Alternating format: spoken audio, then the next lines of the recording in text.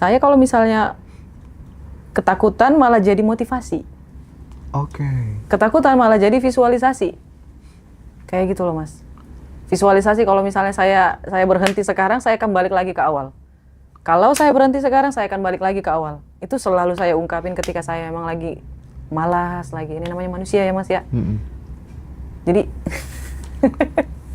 Tapi terserah ya, mau teman-teman percaya apa enggak ya bahwa kekuatan afirmasi, kekuatan sugesti itu tuh sisi positifnya adalah kita nggak gampang kehilangan harapan gitu. Kita nggak gampang putus asa jadi orang gitu. Really? Karena kita udah tahu goals yang kita inginkan tuh nanti aku bakal ke sana gitu. Sehingga itu akan mempengaruhi dengan adanya impian yang besar, dia akan memproduksi tindakan-tindakan yang besar pula gitu. Makanya hal-hal yang sekiranya nggak penting, yang nggak berkontribusi terhadap jalan hidup kita, itu nggak akan kita lakukan. Narkoba lah, kemudian seks bebas lah, gaya hidup yang hedonis lah. Justru kita melakukan investasi-investasi yang bobot nilainya itu 8, 9 atau mendekati angka sempurna gitu kan kira-kira ya. iya sih Mas, itu mana iya lagi Mas? Yang jual rokok kan nggak ngerokok Mas. Jangan rokok dong. Ya udah jangan rokok. Misalnya yang jual narkoba kan dia nggak pakai narkoba Mas. Ambisinya pengen jadi kaya kan Mas ya? Ingat teman-teman, frekuensi tidak ngomongin tentang moral. Jadi, betul. misalnya yang penjual miras gitu ya Mas ya, nggak tiap hari kan dia konsumsi miras, nggak dikonsumsi malah. Karena dia merasa itu termasuk dalam bagian ambisinya kayak gitu Mas. Itu betul sih Mas, aku setuju banget. Terus menurut Masnya nih, kalau ada orang yang nggak ambisius, terus bilang kita terlalu ambisius, terlalu duniawi, Mas Hendra setuju nggak? Aku termasuk orang yang percaya bahwa ambisi itu adalah turunan dari cita-cita sih. Jadi menurutku ambisi itu sangat urgent sekali, tetapi ada fase di mana kita harus mulai untuk kemudian ngerem gitu. Karena terlalu ambisi itu jatuhnya banyak orang jatuh. Ada satu titik di mana kemudian kita harus berhenti, kapan kita harus mukul, kapan kita harus bertahan, kapan kita harus rileks. Itu pola itu harus kita ketahui gitu. Karena aku melihat banyak sekali kejadian, orang kalau ambisi terus, ya udahlah jatuh, aku berani garansi itu. Di mana-mana aku melihat kejadian kayak gitu. Teman-temanku yang sudah naik level gitu ya, yang dia nggak ada kata enough gitu ya. Jadi di satu momen kita harus ada kata enough. Kita harus ambisi lagi. Enough lagi gitu. Bayangkan orang kalau nggak punya ambisi, udahlah punyanya motor gitu. Ya udah, stuck di situ itu aja dinikmatin motor, nggak naik level Kak. Iya sih. Kalau aku gitu sih. Tapi gawat juga kalau hidup tuh ngejar terus itu. Jadi aku sampai di titik ini sih, itu bahaya juga sih. Berarti kan intinya kita harus punya teori kan, nggak asal gitu kan ya. Jadi setiap orang mungkin punya pola sendiri-sendiri gitu ya. Tapi aku mengamati banyak pola kejadian teman-teman tuh yang jatuh gara-gara kebablas, terlalu ambisius. Kebablas. Berarti harus seimbang Mas. Menurutku sih gitu. Menurutku gitu. Aku banyak ngobrol sama orang, udahlah kamu udah ngejar aja terus. Jatuh. Bener-bener. Jadi harus ada titik enough, harus berhenti dulu, jeda dulu bahasa yang tepatnya ya. Jeda dulu, sudah bener-bener aku udah nggak kurangan apa-apa kok. Dan hidup yang paling enak itu kan pada saat kemudian kita sudah nggak merasa butuh apa-apa kan.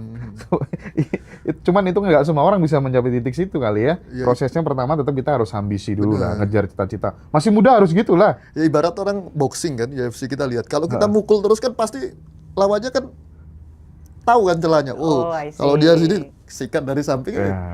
Bener juga. Kita itu kalau berada pada circle yang maju-maju itu seberapa besar gitu pengaruhnya gitu kan. Iya. Gitu untuk kan. diri kita gitu.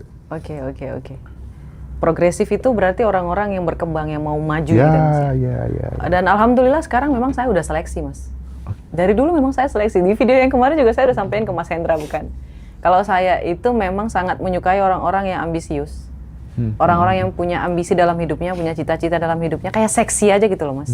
Mau perempuan, mau laki-laki. Menurut saya, orang yang punya ambisi, mimpi, cita-cita adalah orang yang seksi. Kenapa bisa seksi? Pertama, omongannya nggak akan jorok Mas.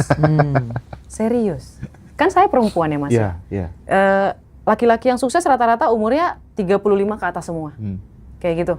Dan alhamdulillahnya saya ketemu Mas Rozi, saya ketemu Mas Hendra, ketemu Habib, ketemu mentor saya, ketemu Pak Royke juga yang mentor saya dalam komunikasi kayak gitu. Itu omongannya nggak ada yang jorok Mas. Tapi ketika saya compare lagi sama orang-orang yang merasa enough, merasa kayak enough-nya itu bukan enough yang baik untuk naik ke atas, bukan, tapi kayak ya udahlah mau gini aja mau gimana. Kayak gitu ya Mas ya, nggak ada ambisi, nggak ada cita-cita, nggak ada tujuan. Itu omongannya, apa ya bilangnya ya?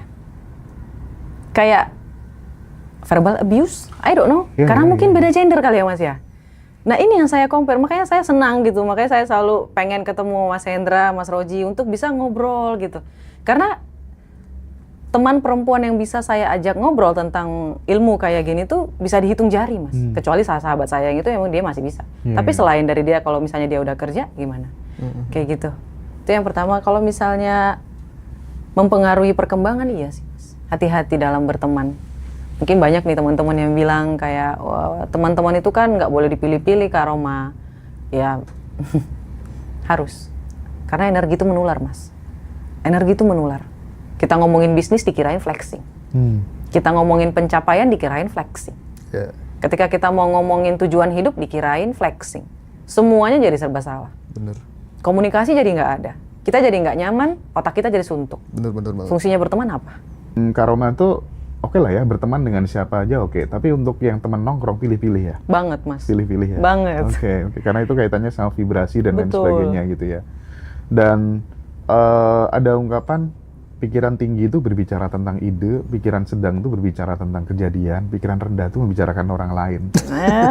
Itu mungkin yang salah satu Betul lagi. Menyebabkan ya. Iya Mas. Apalagi kalau misalnya nih Mas, temen saya ini cerita tentang keburukan orang lain, itu saya langsung stres Mas. Saya langsung stres, kenapa? Karena saya tahu yang namanya perpindahan energi Mas. Ketika kita ngomongin seseorang, kita akan ngalamin hal yang sama. Itu yang saya takutkan. Nah ketika dia udah mulai ngomong kayak gitu, mending saya traktir dia makan deh. Kita pergi kemana kayak gitu. Sih, jangan ngomongin itu lagi kayak gitu. Lebih baik kayak gitu sih Mas, kalau menurut saya. Itulah kenapa saya milih-milih teman. Nanti kalau saya omongin dikirain saya sok suci gitu loh Mas. Iya.